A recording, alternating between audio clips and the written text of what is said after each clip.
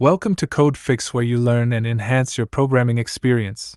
In this video we have shared how index of a random item from a list. To get the index of a random item from a list in Python, you can use the random module. Here's an example. Now let's run this example code. Here is the output you will get. In this example, we first import the random module. We then define a list called my_list that contains 4 items. Next, we use the randint function from the random module to generate a random integer between 0 and the length of the list -1, inclusive. We store this random integer in a variable called random_index. Finally, we use the random_index variable to access a random item from the list, and we print both the random index and the corresponding item.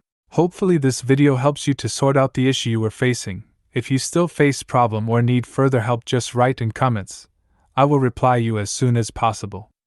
Before you go, if you like this video, you can subscribe for this channel for future videos which can help and assist you further.